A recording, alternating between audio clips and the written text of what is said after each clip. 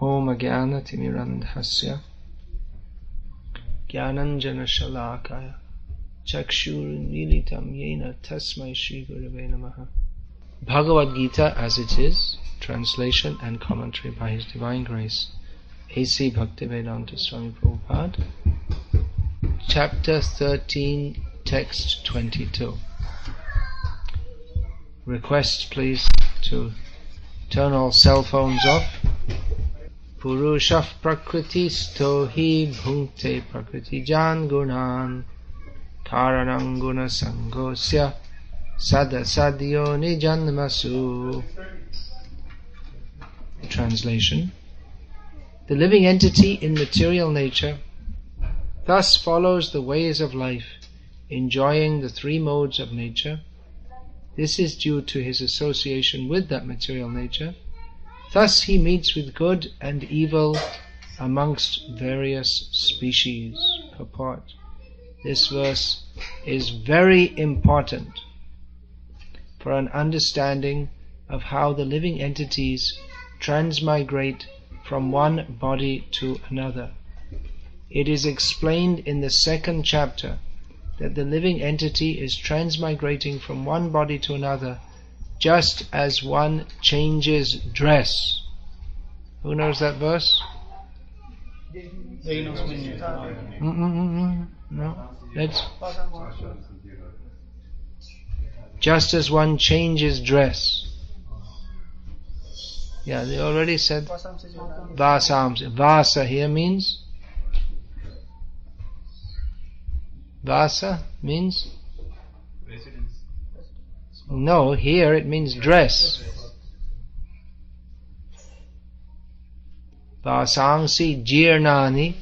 Jirna means? Old and worn out.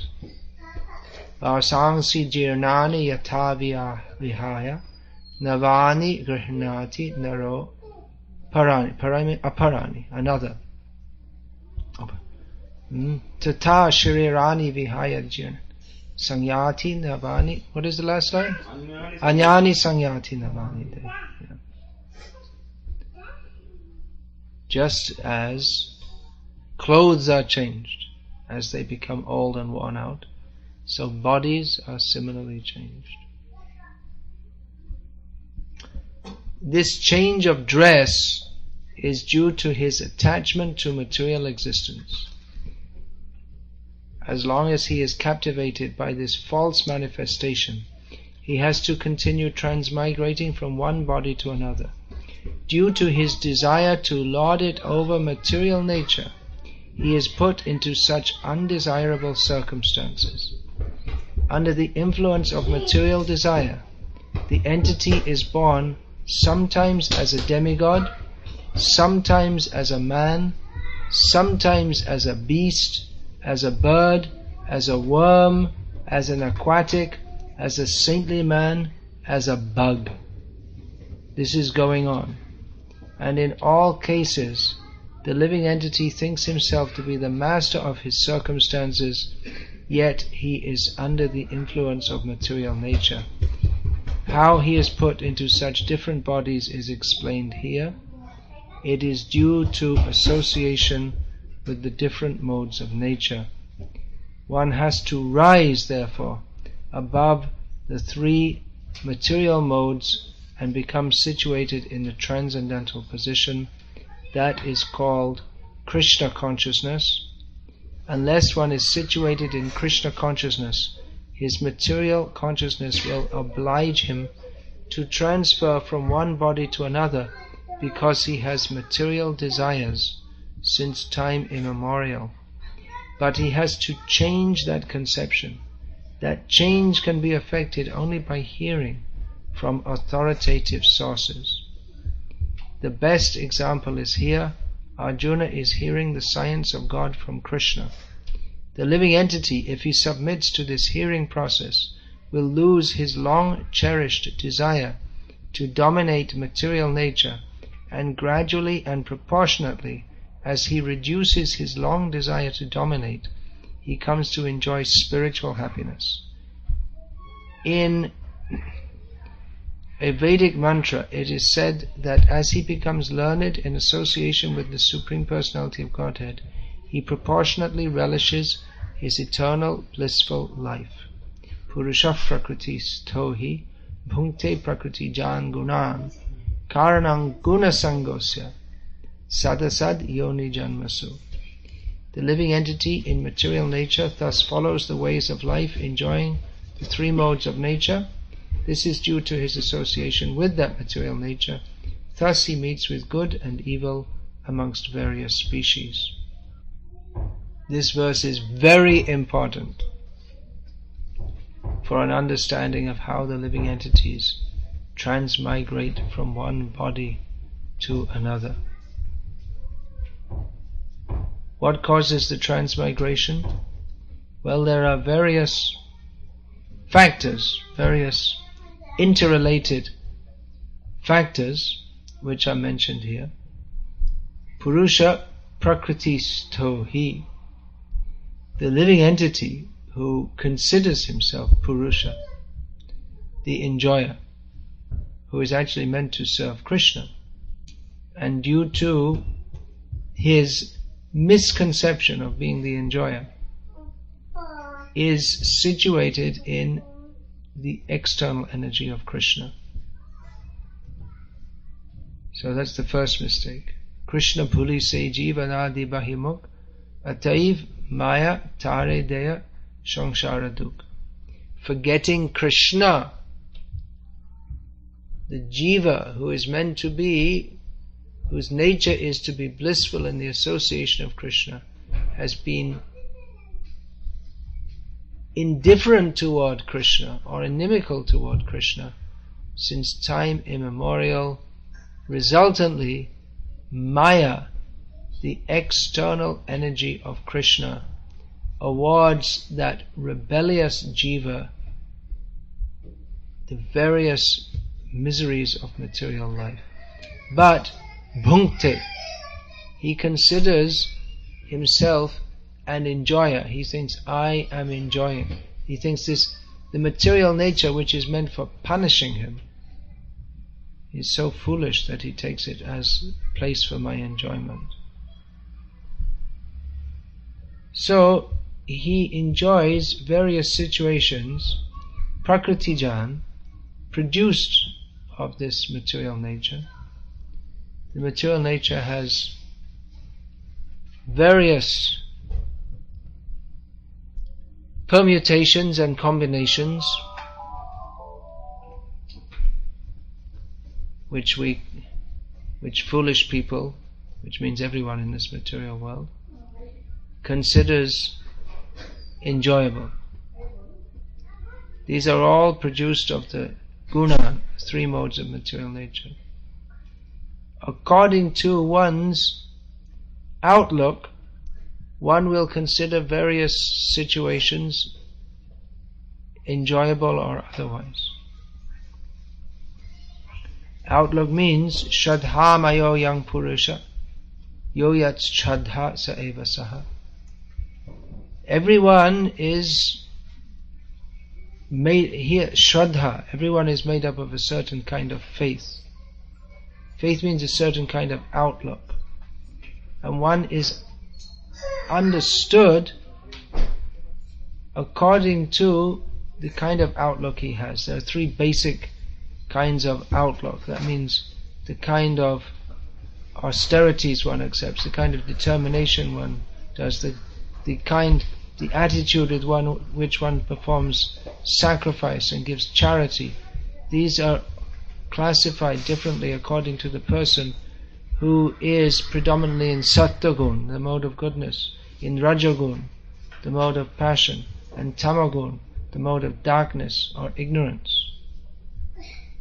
So one is influenced by various modes of nature. Someone in Sattvagun, he is attracted to the intellectual life, religious rituals, may be attracted to investigating knowledge of Brahman. One in the higher stage of Rajagun is also attracted to religious rituals, but for the purpose of attaining a higher birth in the next life, for the sake of material enjoyment. In Rajagun, one is very much interested in material enjoyment. And in Tamagun, one doesn't really have much interest in anything, or takes interest in ghastly things, take pleasure in torturing others. So, Karanam Guna Sangosya, this various situations that we achieve in the modes of nature is due to association with the various modes of nature, according to which we get different kinds of bodies. At least previously in India, the Brahmin class, they considered themselves superior to others because they presumed that to be born in that situation they must have acted more piously than others in previous lives.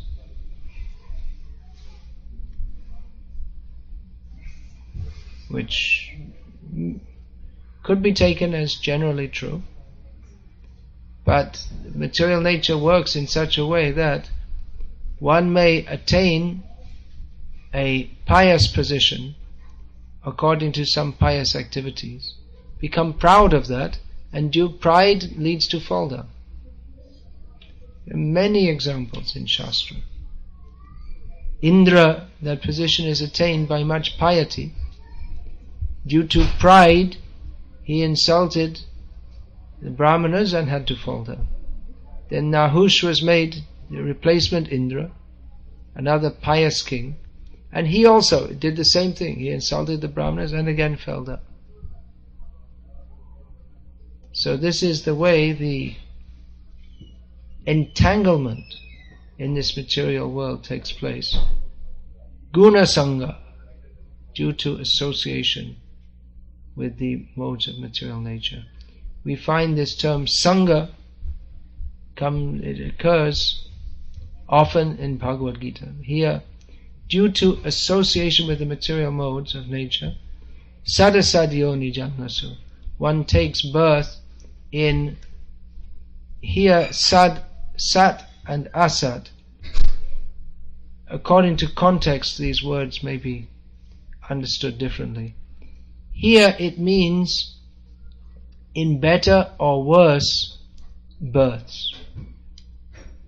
To be born in a family of saintly persons, that is considered Sat. To be born as a dog or a cat, that is Asat.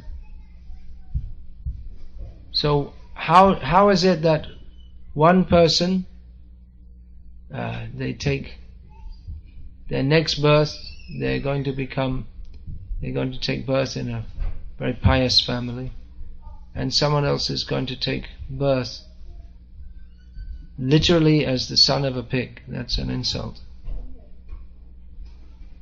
in India, to call someone the son of a pig. Someone has to be the son of a pig, otherwise there'll be no more pigs. We don't mind if there's no more pigs, but why are there pigs? Because people who develop piggish mentality, according to that mentality they take birth. So Sadasad Yoni Janmasu, Sangha, due to association with the modes of nature. Sangha, this word, the influence of Sangha. Sangha dosh. There's a fault in having the wrong association.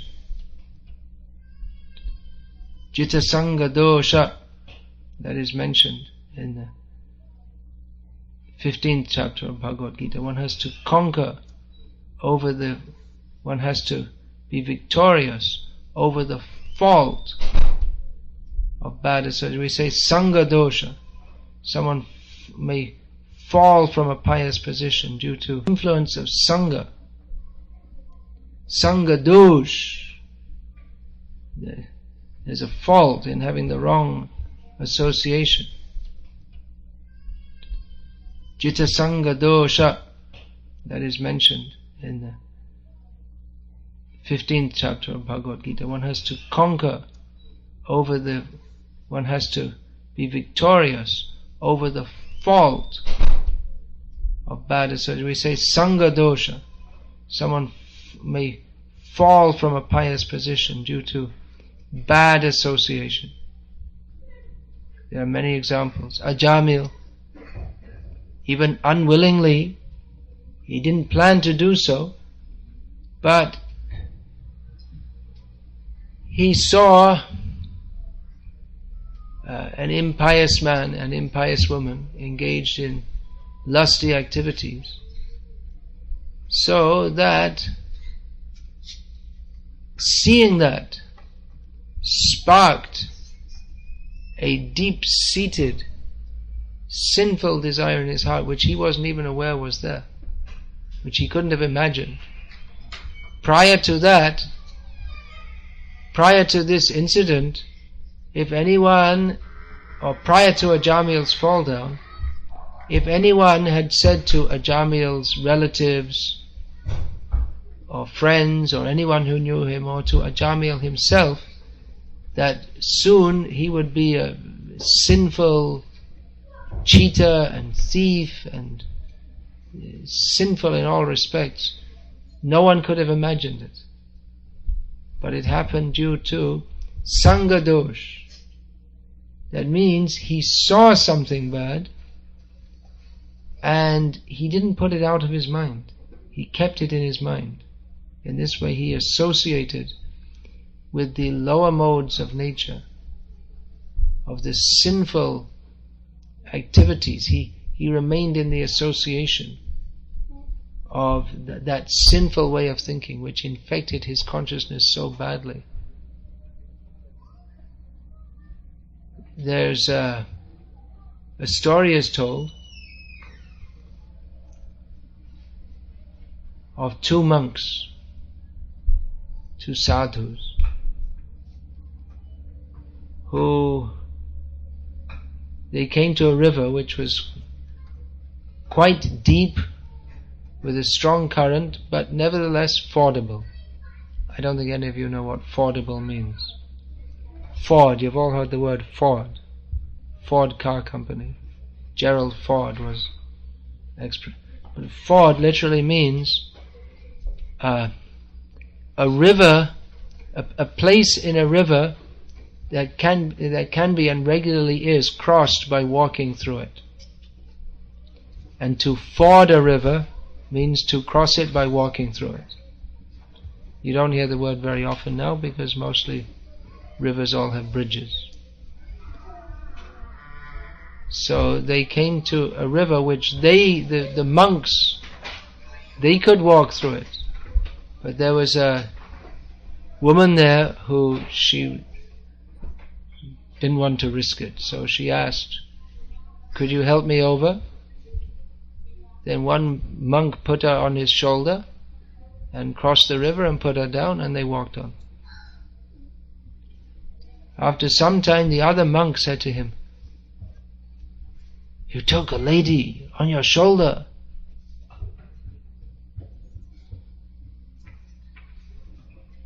And the monk who had done that said, "Yeah, I carried her over the river for 5 minutes, but you've been carrying her in your mind ever since."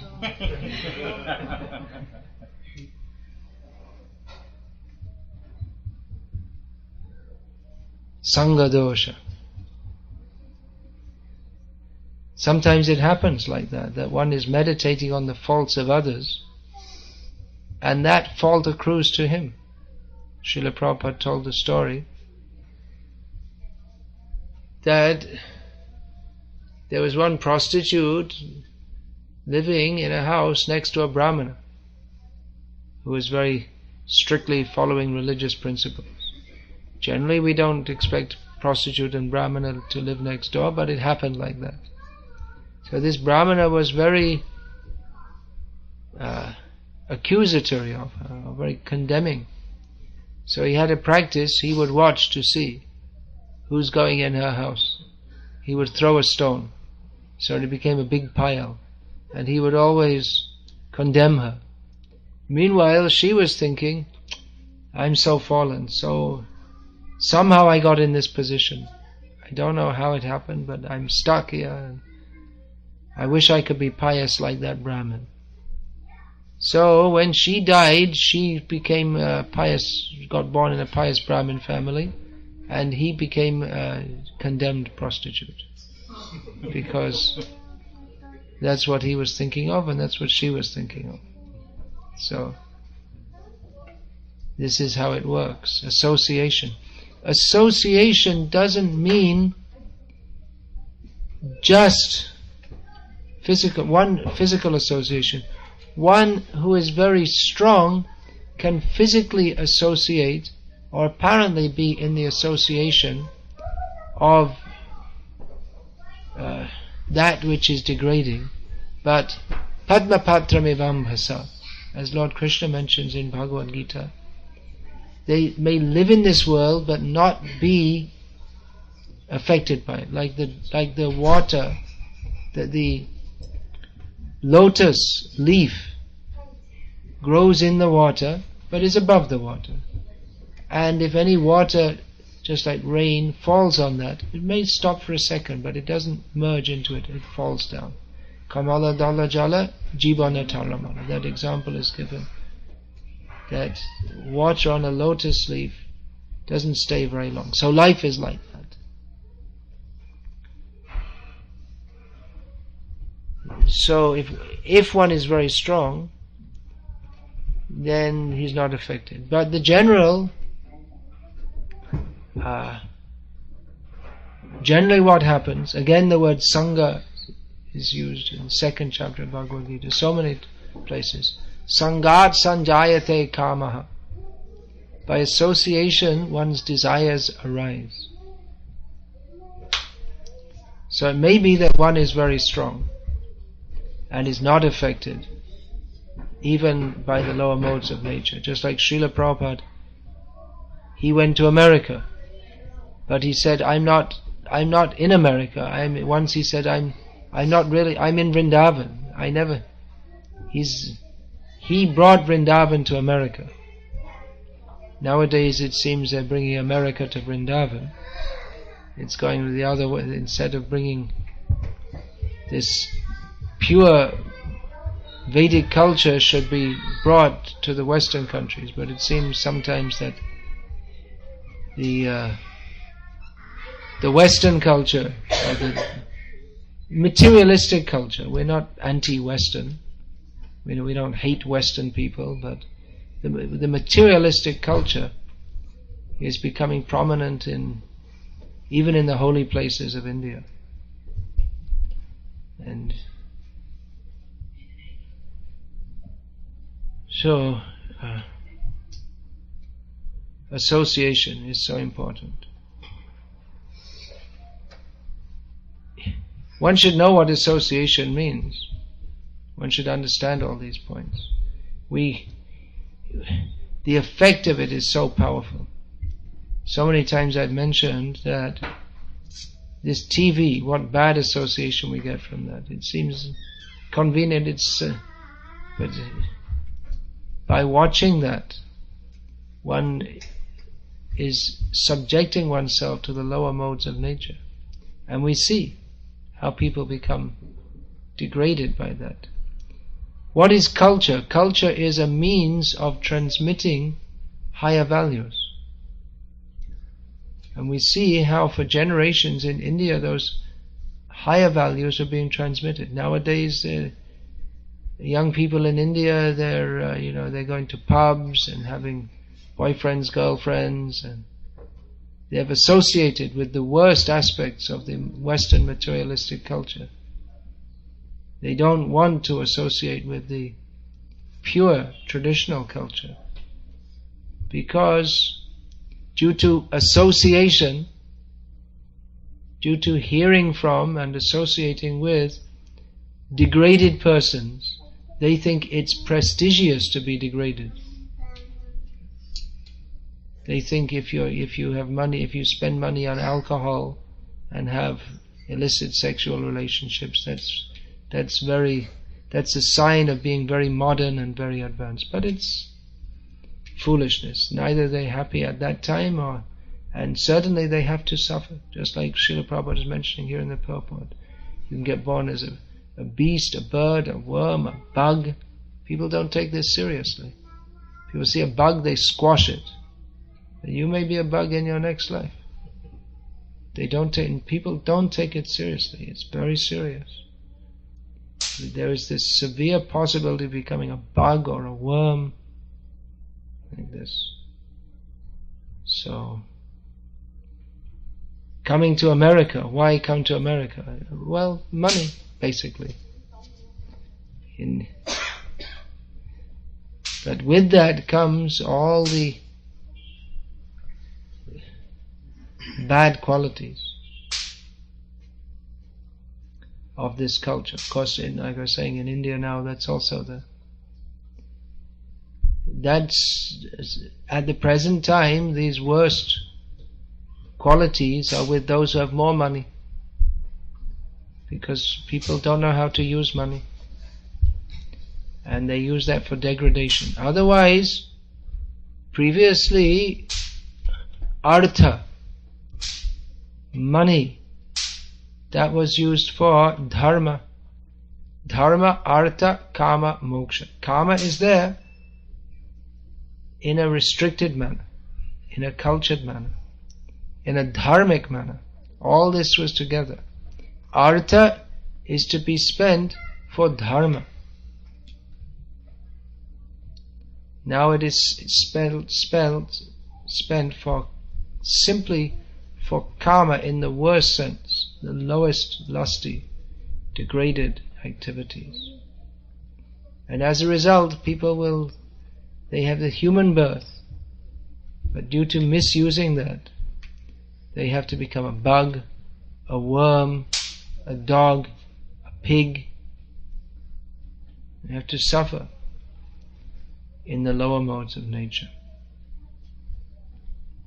So this point should be understood, that what we associate with, according to that association, karanam guna sangosya sadasadyoni janmasu, we create our present and our future by satsanga. We create a sat situation, a favorable situation. By asat sanga, we create an unfavorable situation. Therefore, asat sanga tyag e vaishnavacha.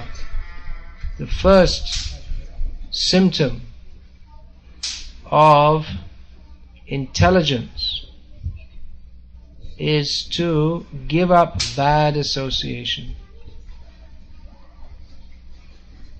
One should know what is good association and what is bad association, and take good association. That is beneficial for us.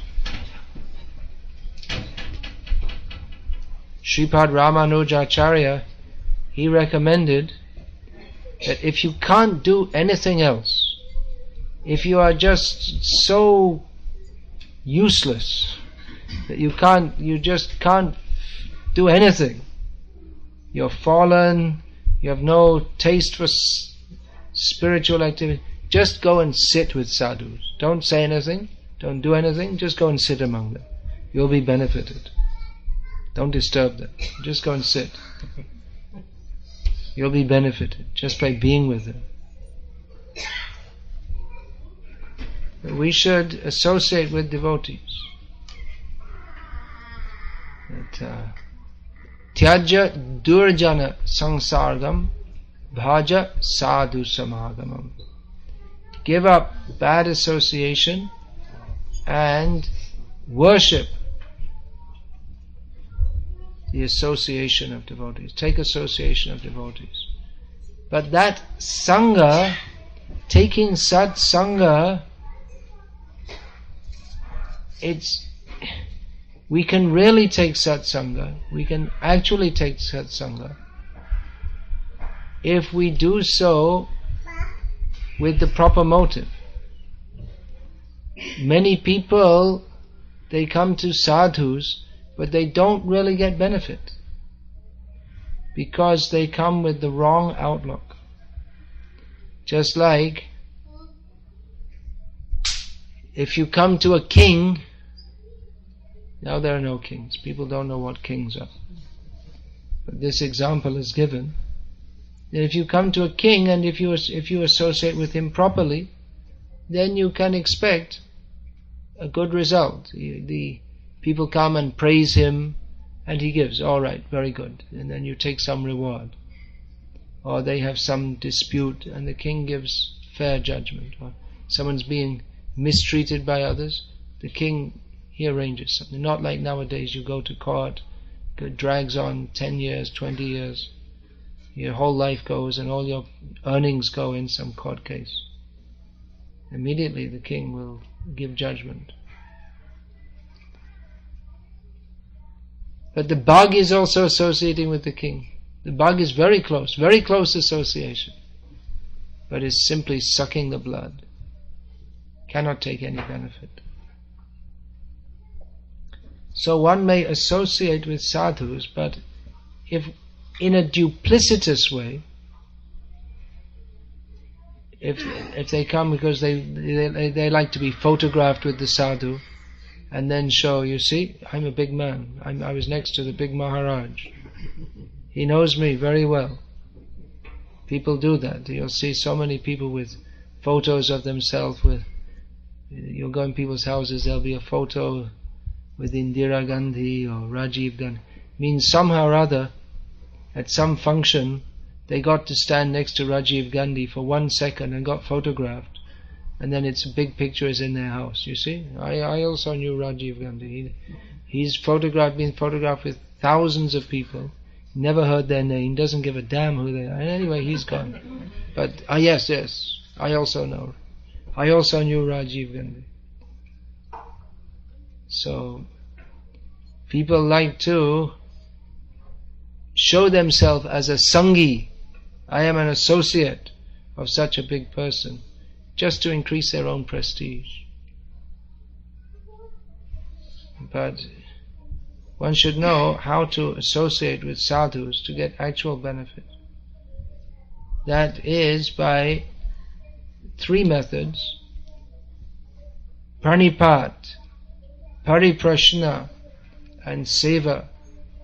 By submission, symbolized by bowing down. But that bowing down, that should also not just be a show. One should not simply be a dandavat bhakta. That is, bhakti begins and ends with dandavat. Dandavat means you bow down, then you get up and says, what service? No, that's it. I did my dandavat, that's my duty, finished. Now you go to hell. Bow down, that is showing submission. Then, relevant queries. To associate with sadhu, one has to actually get the benefit from a sadhu, one has to come up to that platform, not try to drag the sadhu down to that platform. Give me ashirvad so I can have more material enjoyment. But the sadhu means he's renounced that, so why should he have any interest in that? But that one should approach a sadhu for inquiring into the ultimate benefit. Keyami kenayame jare tapatrai. Should put some oil on that door.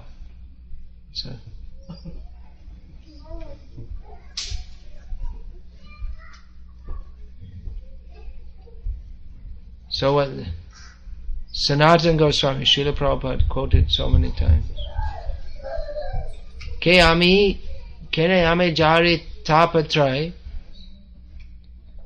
Yaha nahi jani kema nahi hitta hoy. That who am I? Why am I suffering? In the three modes of material nature. Or no, why am I suffering the threefold miseries? I don't know what is for my ultimate benefit. You instruct me.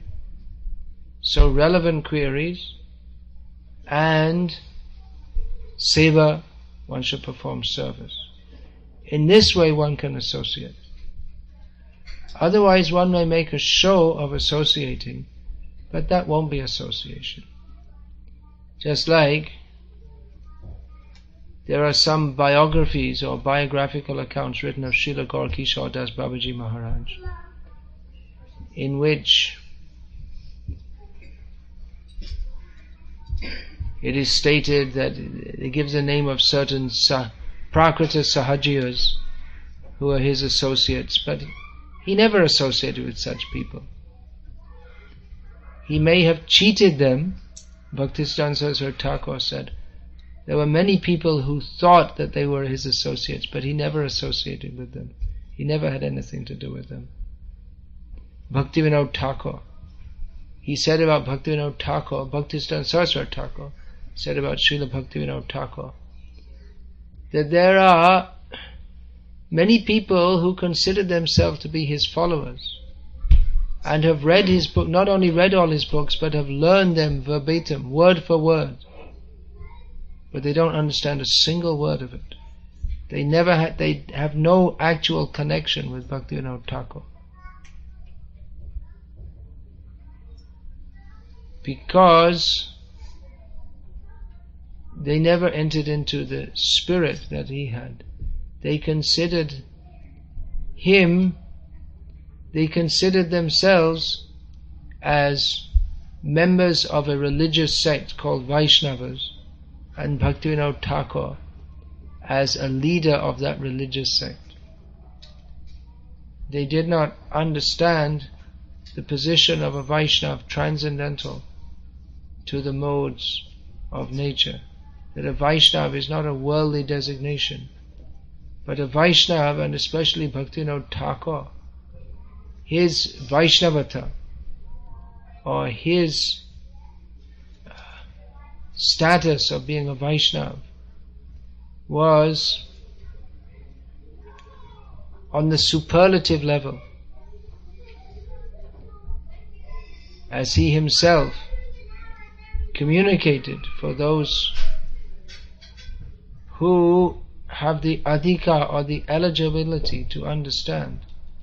He repeatedly identified himself as Radhika Madhava Charanadasi, Amita Shananda Kunjarabashi, Radhika Madhava Charanadasi. From external vision he appeared to be a retired babu, a retired gentleman who had retired to the country and was living next to the Jalangi river, but he saw Jalangi as Saraswati. This is Saraswati river. He didn't see I'm living in a country residence, but his Shwananda Shukada Kunja is a replica of the Kunja of Vrindavan, the Kunja, the grove of Vrindavan, in which he is a maidservant at the lotus feet of Radha Madhav. So, who can associate with Bhaktivinoda Thakur is one who has transcended association with the modes of material nature. As long as we are attracted to enjoy the modes of material nature, then we cannot serve Krishna properly. The influence of these modes of material nature is extremely powerful. all the time we are subjected to the influence of this material nature. As long, unless we are protected by the internal nature of Krishna, unless we make our connection, unless we make sangha with the internal energy of Krishna, unless we are in the shelter of Krishna's internal nature, Mahatma nastu mang parata daiving prakriti ashritaha, unless we're in the shelter of Krishna's internal potency, then we must be influenced by Krishna's external potency, and that's going on at every moment. We're being influenced by the modes of nature, and we can only rise above that by tivrena bhakti yogena yajeta purusham param, by intense Krishna consciousness. We can rise above the modes of material nature. Otherwise, even if we're chanting Hare Krishna, then we'd still be influenced by the lower modes, by the three modes of material nature, by the contamination of the modes of nature. Then our chanting, if we are cultivating material desires, then our chanting doesn't actually connect with Krishna.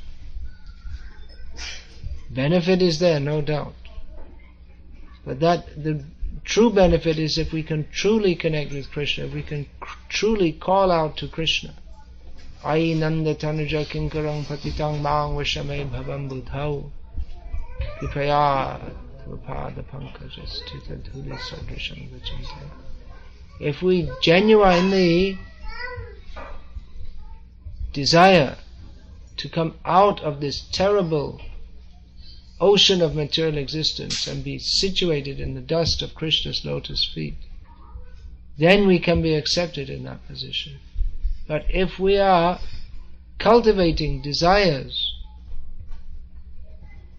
for material enjoyment, then our chanting cannot be pure.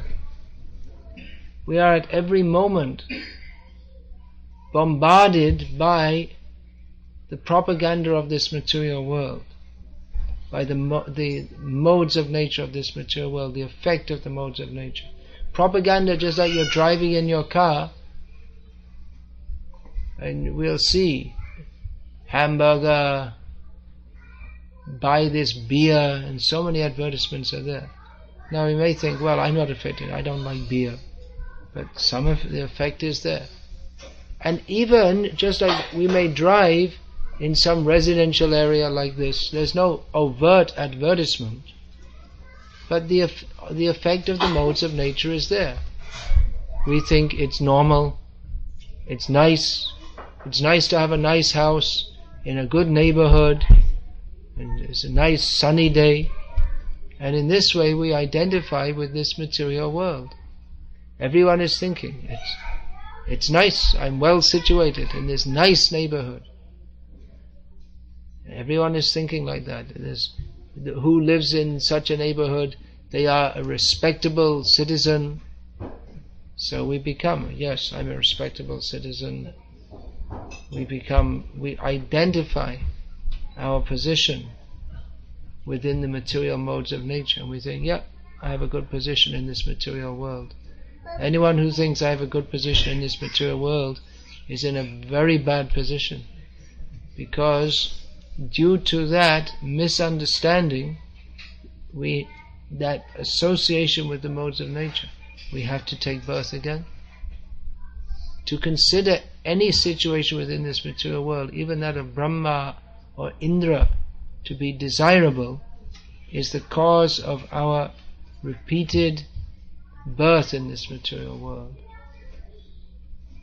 So one has to reach out to Krishna and have this outlook that vidhi mahendra adishchakitayate, the position of even Brahma or even that of Indra is no more relishable than that of a worm in stool.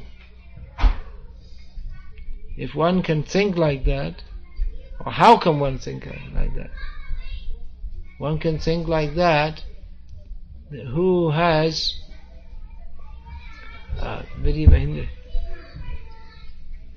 Yad karanya kataksha vaibhavatam tam gaurameva stumaha. One who is favored with a little glance of the mercy of Chaitanya Mahaprabhu. They can understand that attainment of Krishna consciousness is the only desirable goal, and the position, we may think, I have a very good position in this company, but for one who has actually got the mercy of Chaitanya Mahaprabhu, what to speak of a so-called good position in a company? Even the position of Brahma and Indra is considered insignificant and undesirable.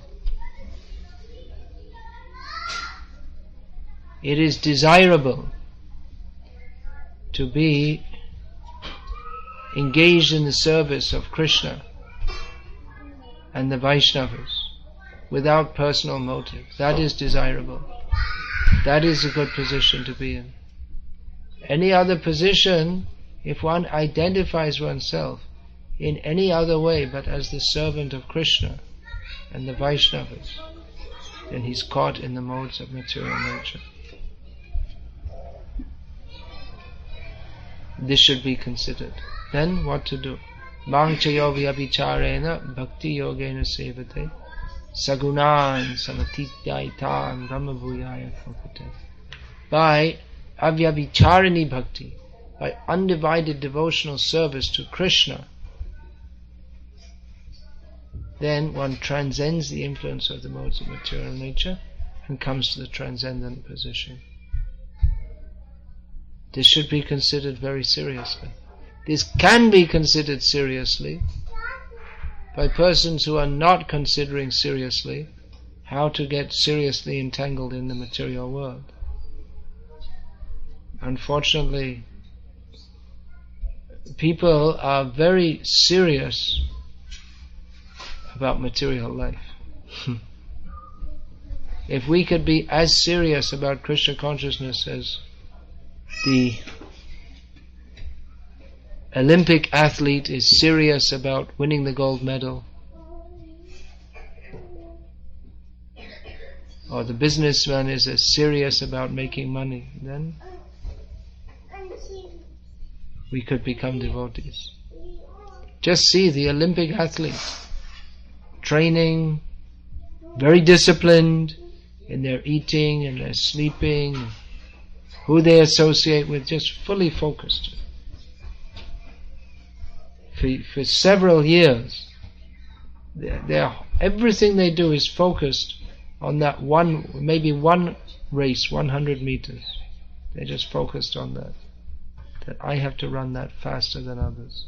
So much, it's stupid. But it's an example of how focused they are. They consider it so important.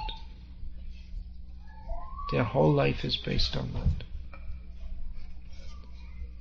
So we are wandering in this world in a swirl of the influence of the modes of nature. And due to associating with those modes, well, one thing is that we are attracted to various modes according to our previous association with the modes of nature. And it goes on swirling and changing. So, but generally the influence is degrading, especially in Kali Yuga.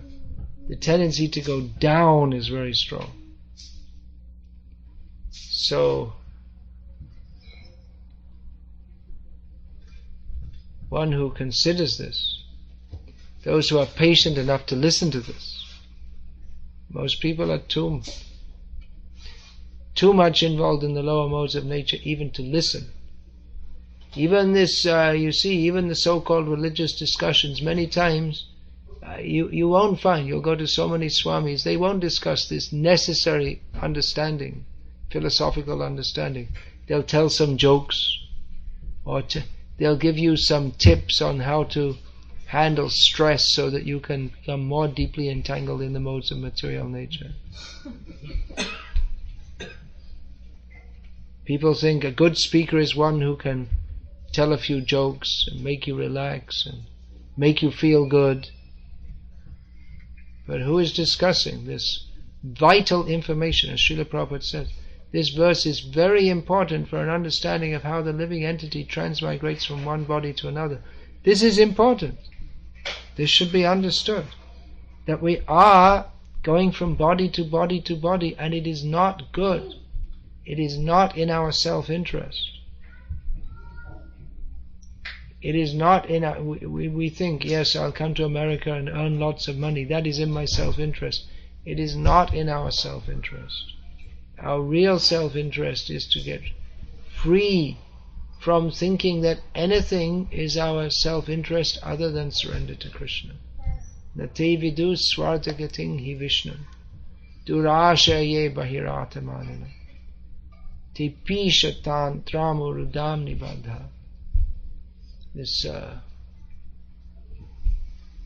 people don't know that our real self-interest is to surrender to Vishnu, and therefore we are hoping that we will be happy in this material world, which is impossible. Hope against hope. We are bound up in this way, we are very tightly bound up by the influence of the modes of the material nature. So these points should be considered. We have to associate with that which is actually for our benefit. It means regulated, disciplined life. Study Bhagavad Gita as it is. Chant Hare Krishna. Associate with genuine sadhus who will direct us toward that which is for our actual eternal benefit, not for what we think is our benefit. Means simply to promote our material position, increase our ahankar, our false ego, and prepare ourselves for a big fall down. Actual benefit is to be had by associating with those sadhus who do not pander to what we think, but who tell us what is actually the truth, clearly, for our own benefit. Unfortunately, people are so foolish that if someone speaks for their benefit, they think that person is their enemy. And if someone speaks to cheat them, they think, oh, this is very good. This is the unfortunate situation. This foolishness can only be stopped by a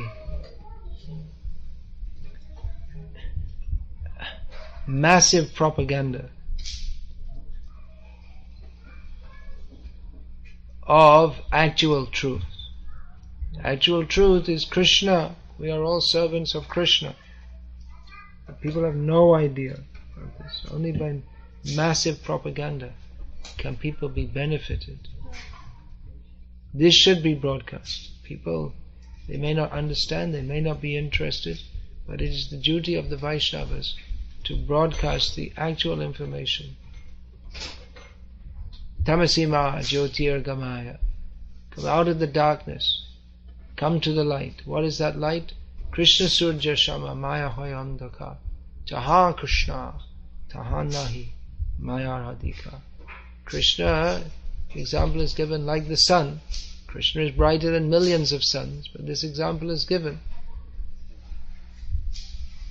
that Krishna is like the sun and Maya is like darkness.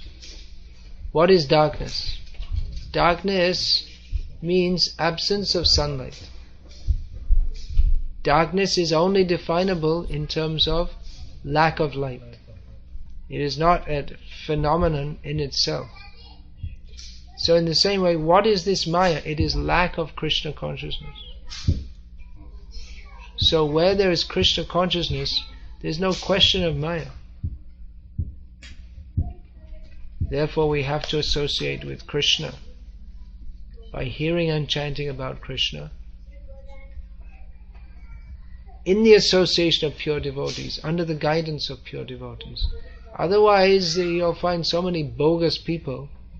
They also talk about Krishna, but you'll never find Krishna from some bogus incarnation, personally motivated speaker, someone who's promoting themselves as a big guru or swami. We'll never find Krishna. For these Mayavadis, they talk about Krishna. Or they celebrate the birthday of their bogus avatar on Krishna's Janmashtami. All very sinful activities. So we won't get Krishna from Amar Chitra Katha, some cartoon book, or watching TV Mahabharat. That Krishna won't help. Actual Krishna is required. That actual Krishna is given by actual devotee, who speaks only according to Shastra. No imagination, no frills, no tricks. Just presents. Here is Krishna.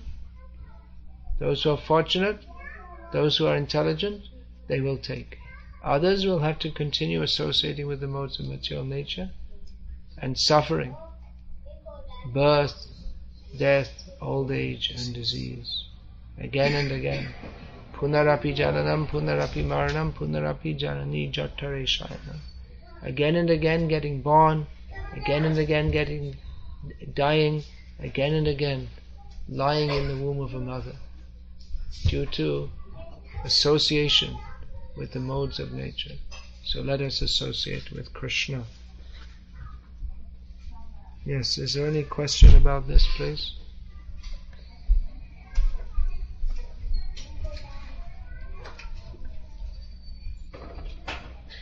Want to ask a question? Yes, so please do. So we talked about broadcasting the message of Krishna consciousness to all the people who lack the knowledge. So what is the best way of broadcasting this knowledge to people, especially who are not at all willing to listen about this? What is the best way of broadcasting knowledge to people who are not willing to listen? Well, there's a saying, you can bring a horse to water, but you can't force him to drink. So knowledge of Krishna should be broadcast among those who are willing to listen. General broadcasting is there by going out and chanting the names of Krishna in public. That's not so much broadcasting the message of Krishna, but broadcasting the name of Krishna, which creates a favorable condition by which people can become ready to begin to hear the message of Krishna. So for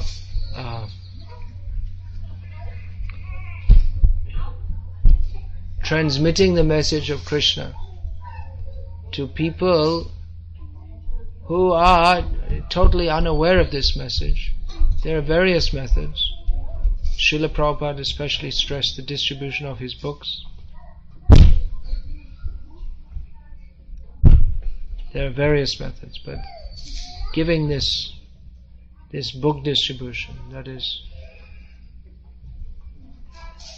Srila Prabhupada stressed this as important. Other methods are there also. They hold public festivals, for instance. Persons are also required to explain that, to give lectures, and preaching means too, there has to be some communication.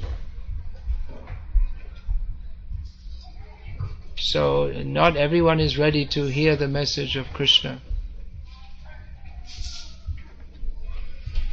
So there has to be some level at which we can communicate with them.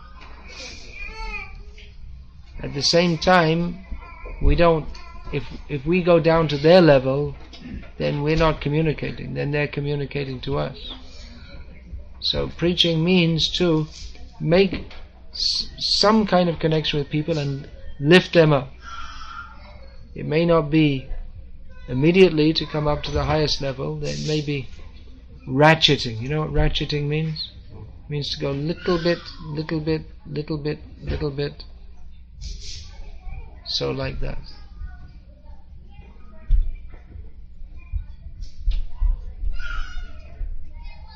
Hold some festival. People come. They're attracted. They say, oh, it's nice, happy, singing, music, nice food. So they're attracted on some level. It appeals to their senses, because people are on the sensual level. Indriyani parani ahur, indriyebhyah parang malaha, manasastu parabudhe, yobudhe paratastu saha. There's the sensual level, the mental level, the intellectual level, and the spiritual level. So Krishna consciousness is on the spiritual level, but people are on the sensual level. Of course, Krishna consciousness is also concerned with the senses. So Krishna consciousness can be presented in a sensually pleasing manner,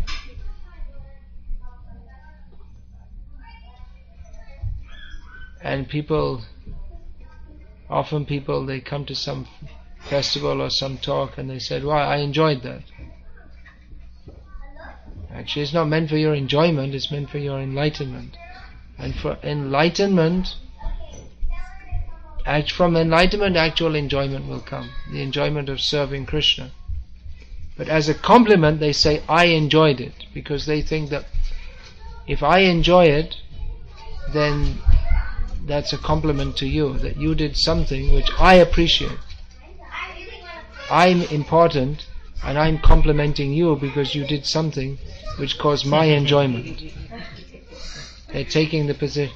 They come to a Krishna conscious festival, but they're taking the position of the enjoyer. So it's very low consciousness. Alright, you enjoyed it. Now come, sit here, listen.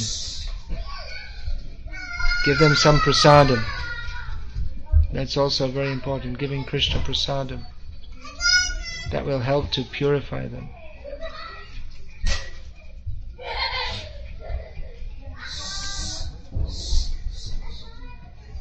Yeah, anything else?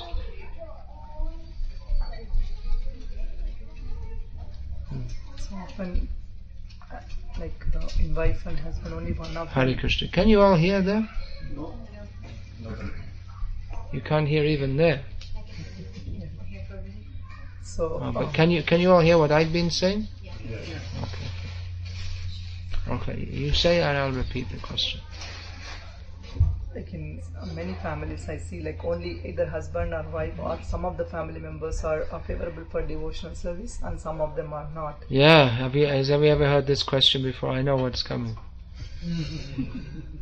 In some families, one member of the family is inclined toward Krishna consciousness and others are not. So what's the question? I wonder what the question is.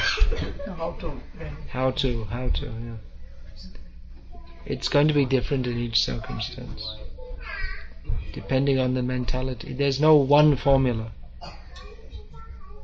It depends on the individuals concerned, how to proceed. If one member of the family is inclined to Krishna consciousness and others not, the others may be neutral, or they may be very much against. So it's all different in different cases. There's no one formula. There's the story of the veterinary doctor. You know that story? He was called, there was a horse choking with a big, huge, looked like a swelling in his throat. So the veterinary doctor went with his student. He said, "Bring me a stick." So he smashed that swelling in the throat, and then it all went away and the throat was okay. So after some time the student thought, well, it's not so difficult. I don't know, why should I spend so much time? I can go and earn a living by myself. So he set himself up in some other town as a veterinary doctor. He was called to one place. He saw there's a horse with a swelling, so he bought a stick. He smashed it against the horse's throat. The horse fell down dead. And people were very upset. Hey, that's $100,000 horse.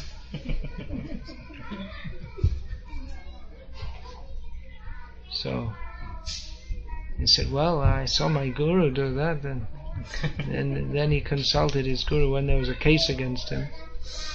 He said, well, you fool. You see, that horse that had swallowed a melon, so I just broke the melon, and then he swallowed it, and it was okay. It was stuck in his throat. But this other case, he must have had some swollen glands. And to you, it looked the same because you're a fool. You're not trained properly. So you killed him. All right, but I'm not responsible. It's your responsibility. You didn't learn properly. So it's just that you say, what do you do? But it's going to be different in each case. If I say, well, you should tell them to leave their family, or you should tell them just to tolerate, it may be different in different cases. There's no one formula.